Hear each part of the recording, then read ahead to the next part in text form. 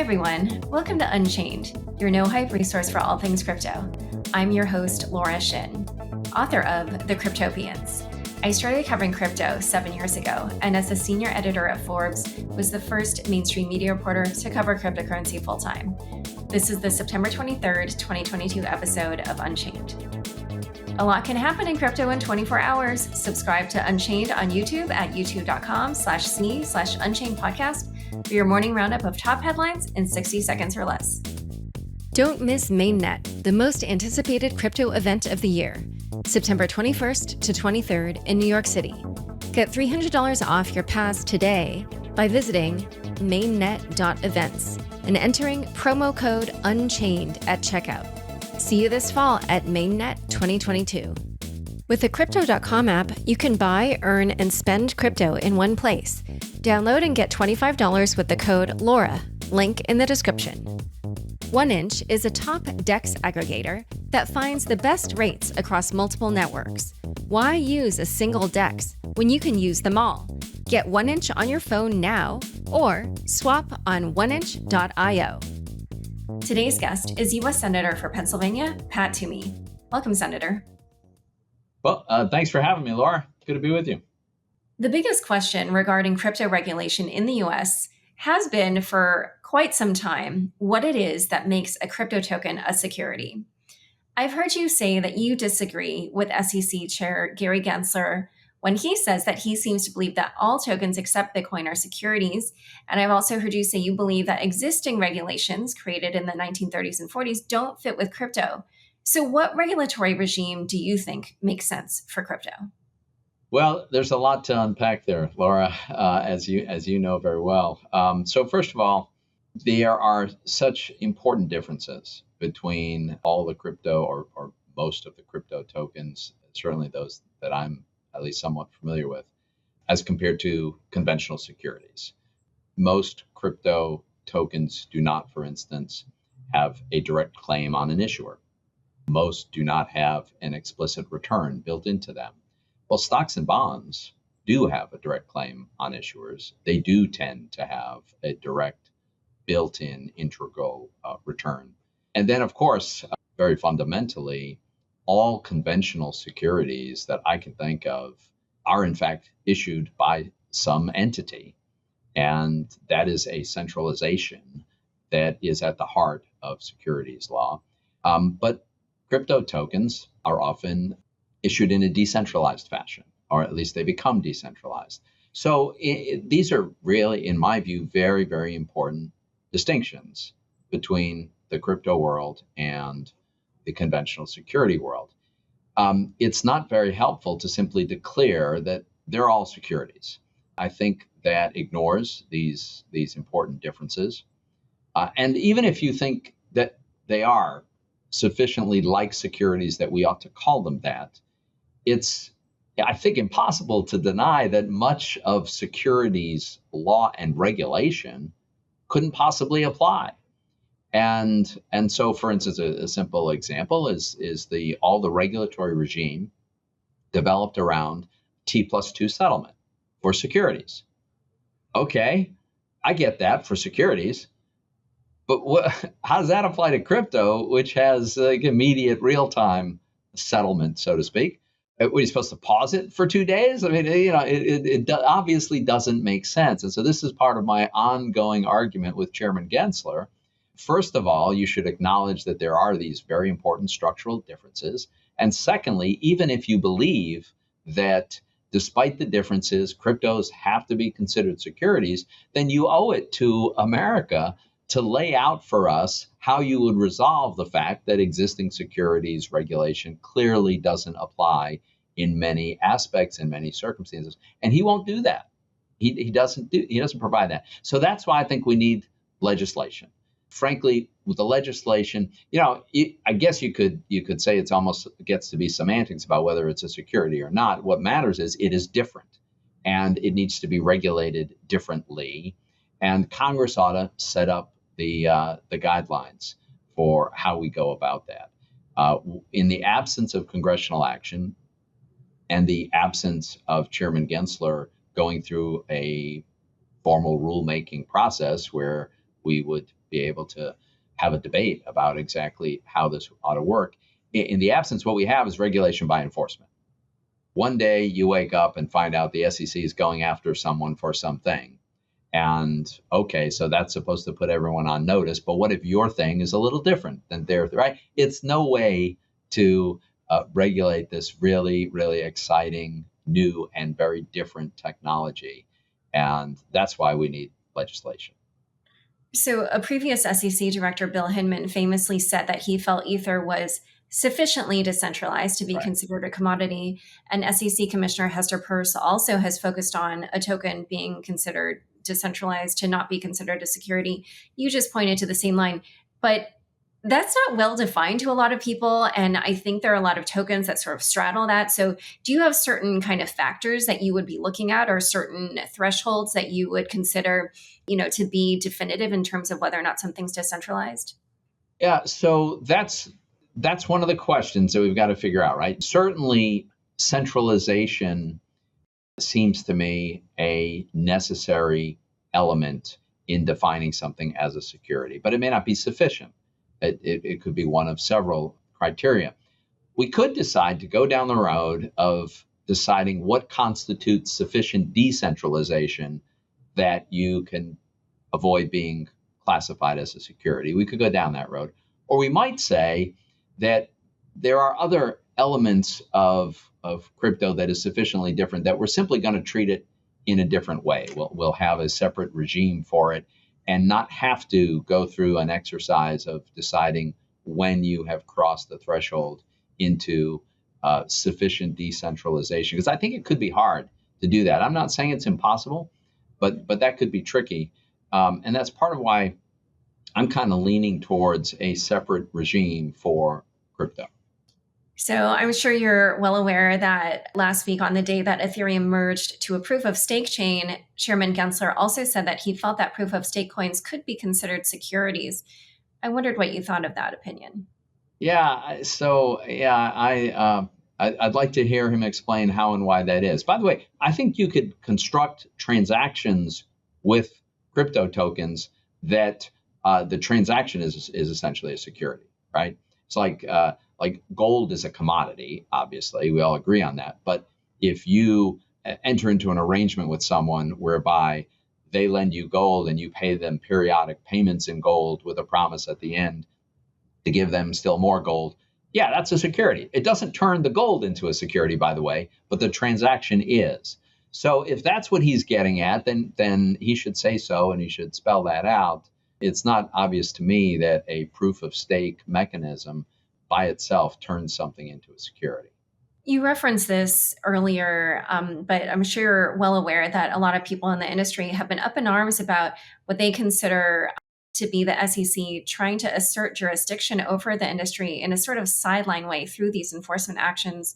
Some examples are the Coinbase insider trading case, where obviously this was just against the Coinbase employee and his associates, but through that, the SEC said that 9 of the tokens on Coinbase were securities. And then recently, in an enforcement action against a YouTube personality, Ian Bellina, the government said that since the preponderance of Ethereum nodes were in the US, therefore the SEC had jurisdiction over Ethereum. So I wondered what you thought the SEC was doing there, if you agree with the industry that this is a sort of sideline way of asserting jurisdiction. I do think it's very problematic. And this goes back to my earlier point. What I think is we are seeing an ongoing pattern of regulation by enforcement.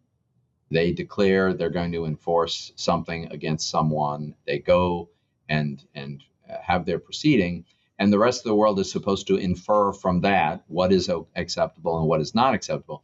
Well, this is a very, very badly flawed process for a lot of reasons. One is it essentially means regulation that is not subject to the ordinary vetting and public input process of the Administrative Procedures Act. There's a reason that we have a process for developing regulation. We don't leave it to the enforcement arm of a particular regulator to devise this.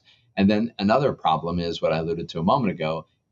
Even if you can see what the SEC has chosen to pursue for an enforcement action, maybe your project is just a little bit different in ways that leave complete uncertainty as to whether you are also likely to be subject to that SEC enforcement.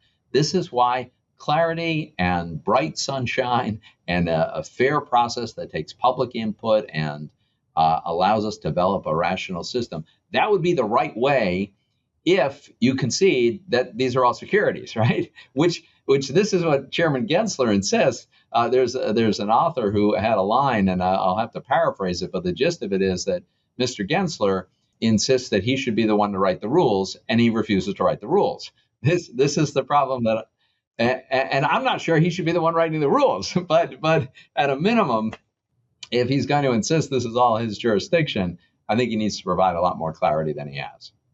All right. So, there's just so much we could talk about with the SEC, but there's plenty of other topics. So in a moment, we're going to turn to stablecoins. But first, a quick word from the sponsors who make this show possible. To swap crypto, a user has to choose among hundreds of DEXs on multiple networks, all offering different rates and fees. Do you want to avoid that hassle?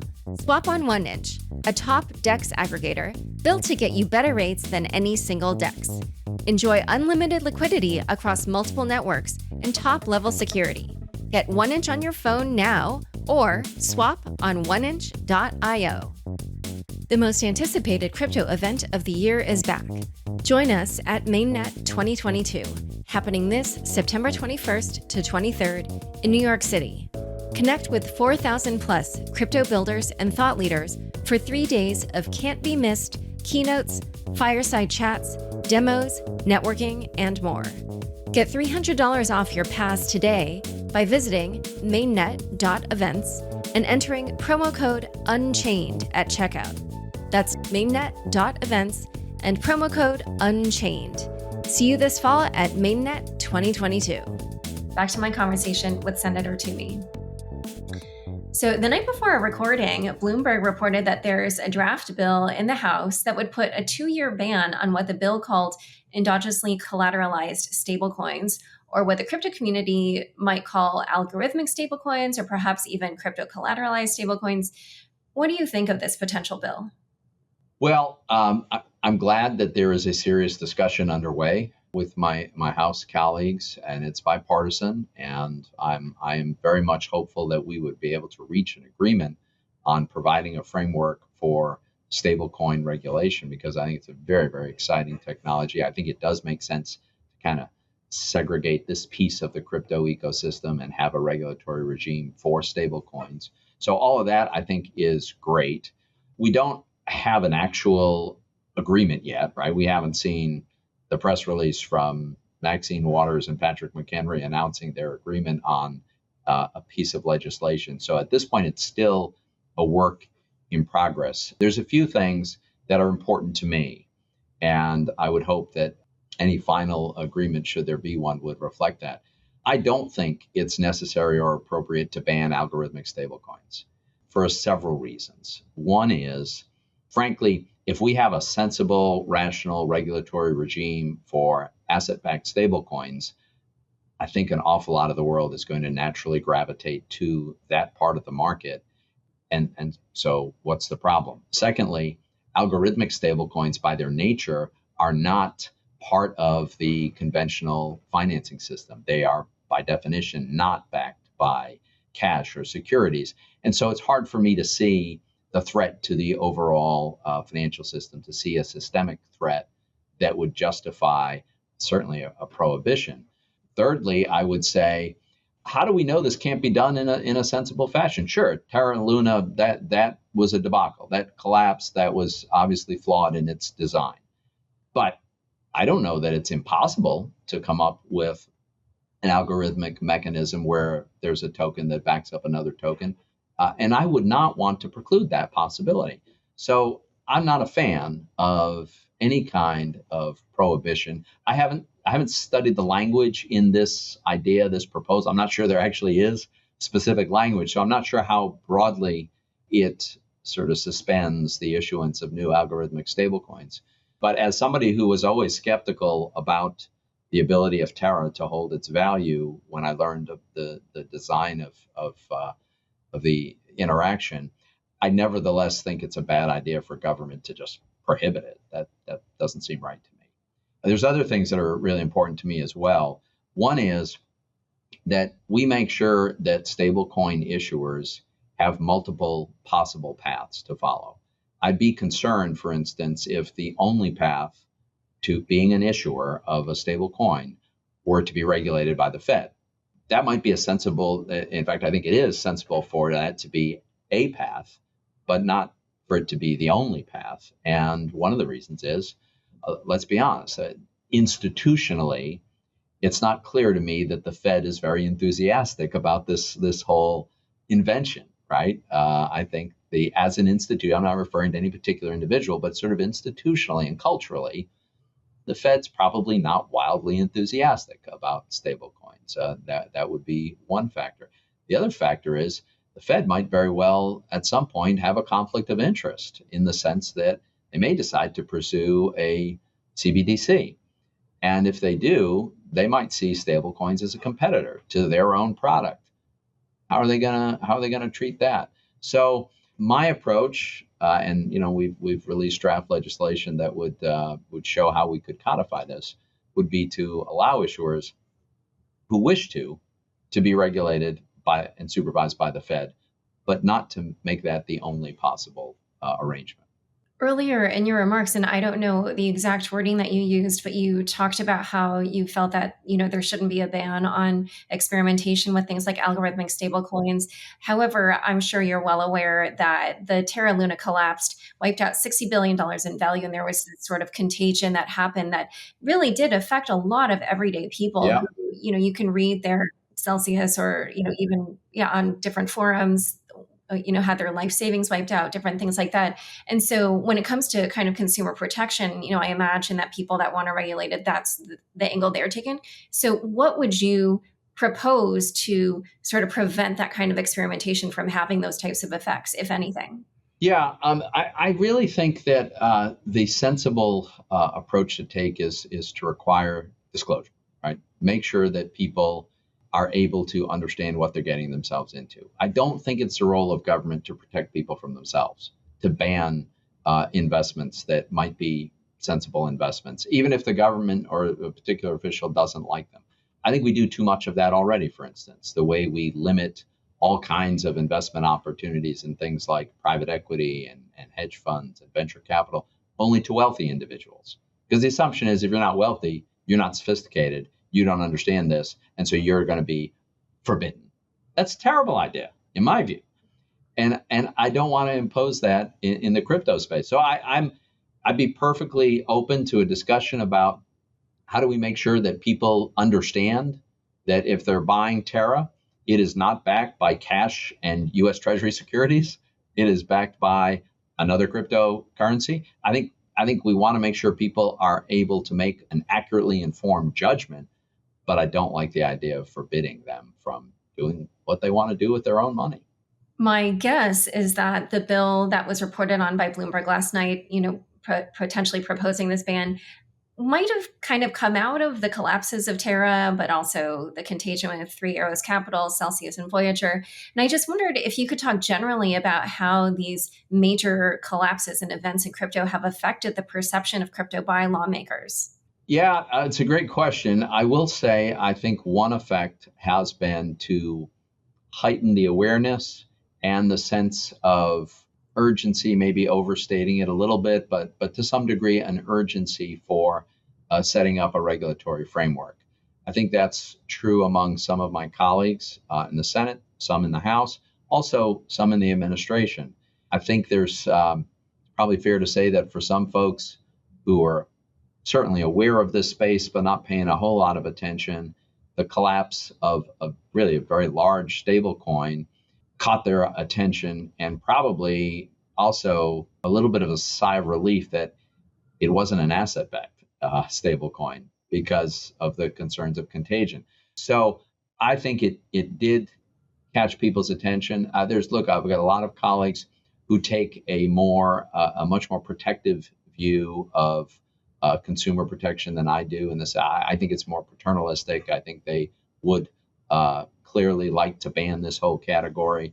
I've got colleagues on the Senate Bank Committee would ban all things crypto. I'm pretty sure they pretty much said so. I think that's a really amazingly terrible idea. But these failures has definitely underscored the vulnerability and given some impetus to getting something done. Now let's talk about the sanctions on Tornado Cash. I'm sure you're aware that this was the first time that the government has sanctioned a series of smart contracts rather than a person or an organization. It's certainly in the crypto industry caused, just a lot of consternation, a lot of unexpected consequences. Do you think that the government got this wrong? Yeah, honestly, this is something I'm still wrestling with because I think there's a real challenge here. I think the crypto universe has an understandable concern. If the government is deciding now that we can sanction code, where does that end?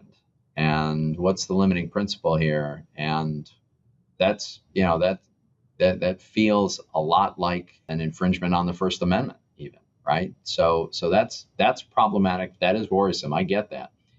But it's also true that really bad actors like the North Koreans were probably using Tornado Cash as a way to launder money. For breaking in and stealing crypto, I think, is part of their business model, especially from bridges among platforms, and then going to Tornado Cash to kind of sterilize it so they could then, find a way to keep their ill-gotten gains. So there are real problems.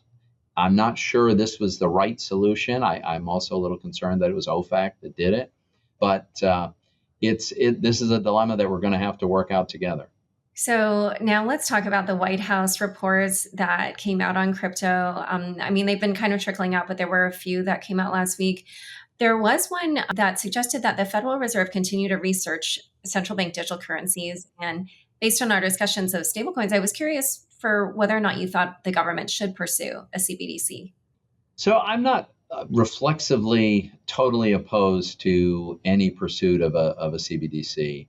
I'm skeptical, though.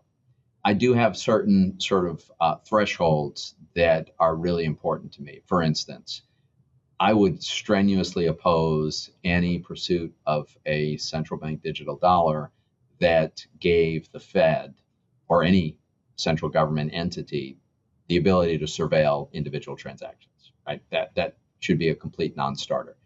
That, to me, absolutely precludes universal retail accounts at the Fed, which many of my colleagues, that's the most attractive thing to them about a digital dollar, is everybody having an account at the Fed. I think that's a terrible idea. I'd be completely opposed to that. I also think that operationally, I'm not sure the Fed can pull this off, right? It should be either an open source code or at least something that developers can build on. There's all kinds of big security concerns about something that can withstand the continuous hacking attempts that would be there. So I don't know how likely it is that the Fed can do this, can get it right, can do it in anything like a timely fashion, and can do it without infringing on the privacy of the American people. So if someone came along and convinced me there's a way to do all of those things and have a central bank digital dollar, then I'd be open to that conversation. But here's the other thing. If we've got a well-regulated, well-functioning, robust stablecoin industry with private issuers issuing stablecoins that work, then how much do we need a central bank digital currency? So, I guess what I'm saying is I want the technology to be built into our currency. I want the dollar to have the most sophisticated technological capabilities on the planet. I want to be able to have smart contracts running on our money, but I'm not sure the Fed has to do that. And I know that stablecoins can do that. So I guess I'm not absolutely dug in, opposed, but I'm a skeptic. Yeah, what you were saying reminds me of former CFTC chair Chris Giancarlo, his view that it's better to do something, more like public-private partnerships, not a true CBDC, but make it more competitive. So, circling back to this SEC question, one kind of like side commentary on that is that the SEC's actions here have led the US to be less competitive when it comes to crypto, and that there are entrepreneurs who are leaving to go to other jurisdictions. They're not offering their entrepreneurial efforts to American consumers. between, what you read in the White House reports on crypto last week and this idea that the US might be falling behind in this area after being a leader in technology for so many decades, I was kind of curious whether or not you thought the White House reports sort of show that we are now going to head in the right direction, or if it's maybe this continuation of perhaps entrepreneurship leaving the US. Yeah, honestly, I don't think these White House reports are terribly helpful for this underlying problem that we have. I think what you've identified is a very real problem. I think I've spoken directly with a number of developers who are very concerned that the legal uncertainty under which they're operating is very unhealthy, and that there are people leaving the country, and this ecosystem, which should be thriving and growing here, is migrating to other places. That's terrible for the United States. These White House papers, they're pretty vague. They were like studies. I didn't see, and by the way, to some degree, I think in tone anyway, they reflect at least a skepticism, if not a hostility, for this whole space, which I think is not terribly healthy. So I'm not very impressed, frankly, with that work. I think we need to move in a different direction. Okay, last quick question. There's been a number of bills proposing crypto legislation. There's been the Lemons-Gillibrand bill, Stabenow-Boozman. I just wondered what you thought of the odds of something being passed, and if so, which bill maybe had the highest likelihood? Yeah, I still think there's the best chance of getting something passed is, I think, a stablecoin bill. I think that it is the simplest. There are the fewest issues to have to wrestle with for a variety of reasons. The stablecoin legislation, I think, still has the best chance. It is also true that there are significant negotiations actually underway in the stablecoin space. I know the administration would actually like to get something done. So I think the chances of something broad and sweeping like the Gillibrand-Lummis bill is not likely that'll get passed. That's not to say it's not an important contribution to this whole discussion and to the momentum that we need, but I think it's unlikely to get passed. My focus is to try to help get a stablecoin bill across the goal line. If we got a good stablecoin bill, and by that I mean sensibly regulated, that allows for the innovation, allows for multiple competing models, and allows them to thrive, I think that'd be extremely constructive for the whole ecosystem. And it would demonstrate that we are capable of laying out these frameworks. And maybe next year we could do something that would go beyond that. All right. Well, Senator, it has been such a pleasure having you. Thank you so much for coming on Unchained. Thanks for having me. This has been great. Don't forget, next up is the weekly news recap. Stick around for This Week in Crypto after this short break. Join over 10 million people using Crypto.com, the easiest place to buy, earn, and spend over 150 cryptocurrencies. Spend your crypto anywhere using the Crypto.com Visa card. Get up to 8% cash back instantly, plus 100% rebates for your Netflix, Spotify, and Amazon Prime subscriptions. Download the Crypto.com app now and get $25 with the code LAURA. Link in the description. Thanks for tuning in to this week's news recap. Wintermute, a crypto market maker, was hacked for $160 million worth of crypto, according to CEO and founder Evgeny Gaivoy. The exploit was related to the firm's DeFi operations, but the over-the-counter and CeFi functions are safe. Gaivoy assured that the company remains solvent with twice over that amount in equity left, and said he is treating it as a white hat attack. The Wintermute team has contacted the hacker and offered 10% of the stolen funds as a bug bounty. It also warned, if the stolen funds are not returned by the deadline, you will force us to remove our bounty offer and white hat label. We will then proceed accordingly with the appropriate authorities and avenues. This is the 7th largest exploit in crypto. The top of the list is still led by the Ronin attack, followed by Poly Network and Wormhole.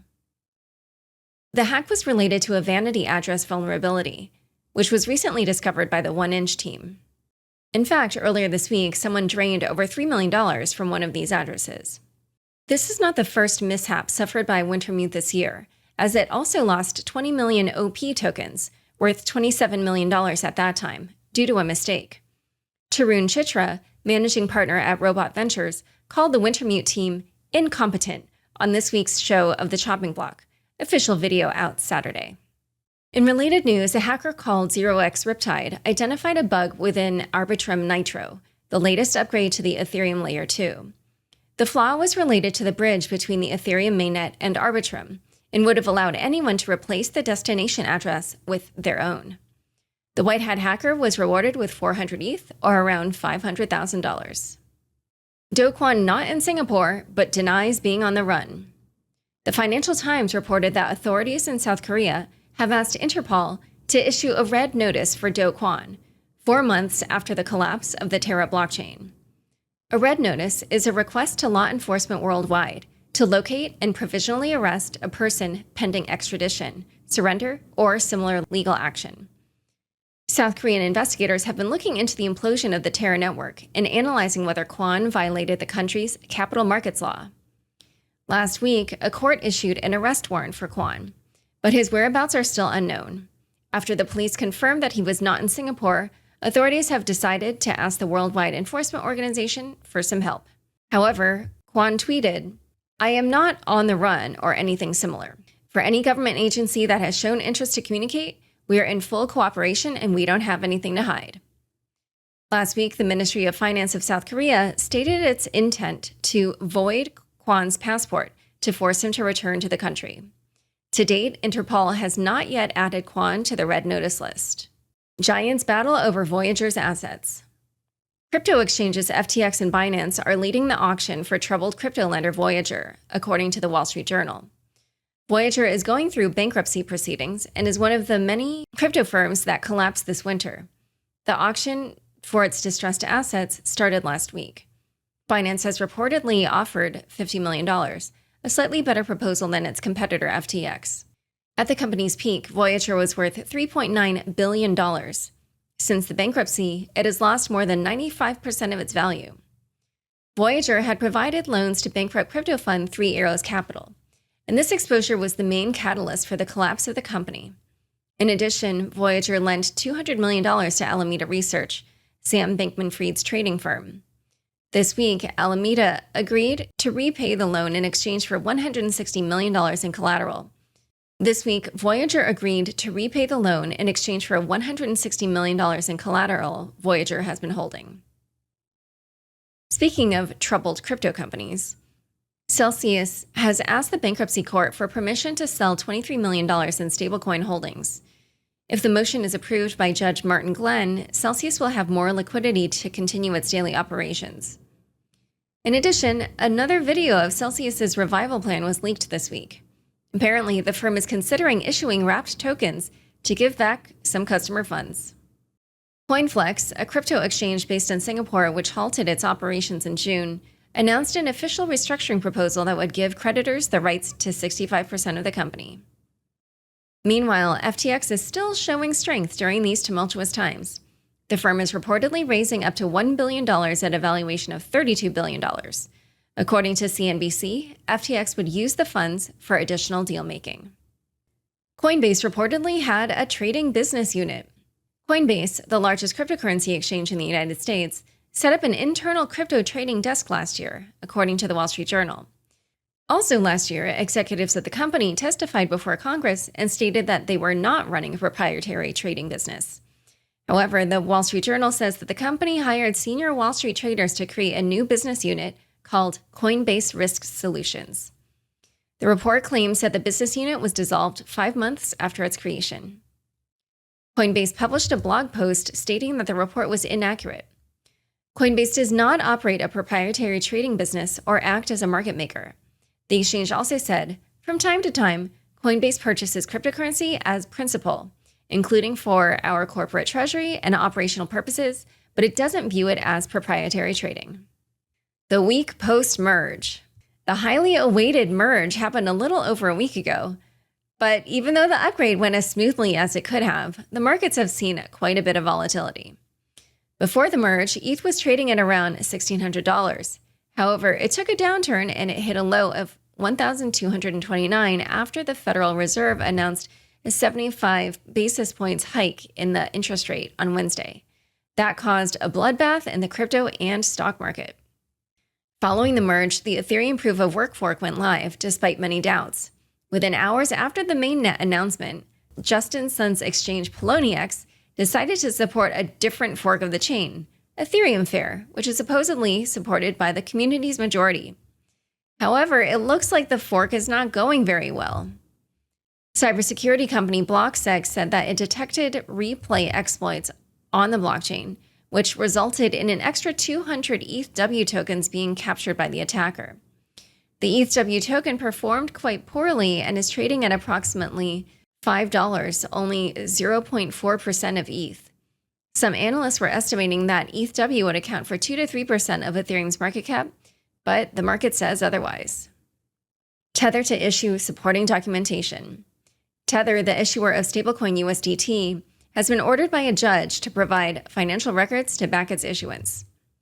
This is related to a lawsuit which alleges that Tether, in cooperation with its sister company Bitfinex, conspired to manipulate the price of BTC and other tokens with non-backed issuance of the stablecoin. The judge is also ordering Tether to share details about the accounts it holds at crypto exchanges Bitfinex, Poloniex, and Bittrex. Tether replied in a statement, "The order is a routine discovery order and does not in any way substantiate plaintiffs' meritless claims." Kraken CEO steps down. Jesse Powell, CEO of crypto exchange Kraken, Disclosure, a former sponsor, will step down from his role. Powell founded the company 11 years ago and was able to grow it into one of the largest crypto exchanges in the market. He will act as chairman of the board and will focus on product development and industry advocacy. Dave Ripley, Kraken's chief operating officer, will replace Powell as CEO. Powell said on Twitter, "Kraken is in excellent hands with Dave Ripley. I'll continue to be highly engaged as chairman. Big thanks to the team for trusting me, our investors for taking a chance, and all my industry peers on the front lines." Binance CEO Changpeng Zhao saluted Powell. Like raising a kid, a founder has to let go sooner or later. Nasdaq to offer crypto services. Equity exchange operator Nasdaq is planning to launch its own cryptocurrency custody service, according to Bloomberg. The second largest stock exchange in the world is preparing to capitalize on the nascent crypto industry and will reportedly offer crypto services for Bitcoin and Ether to institutional investors.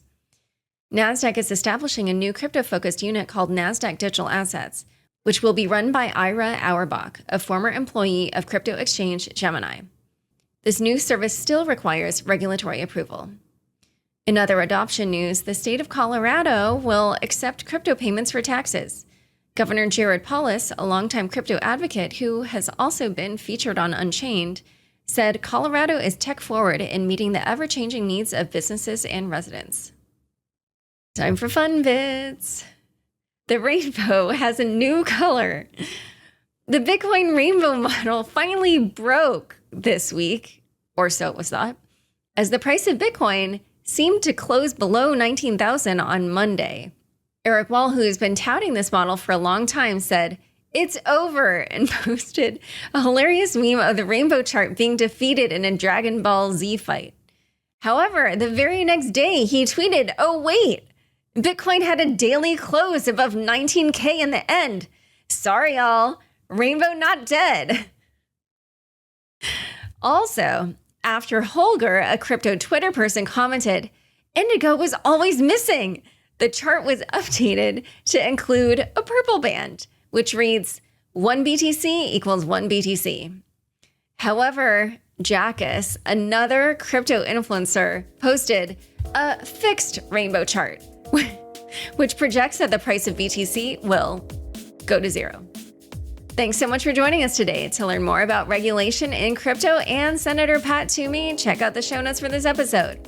Unchained is produced by me, Laura Shin, with help from Anthony Yoon, Matt Pilchard, Juan Aranovich, Pam Majumdar, Shashank, and CLK Transcription. Thanks for listening.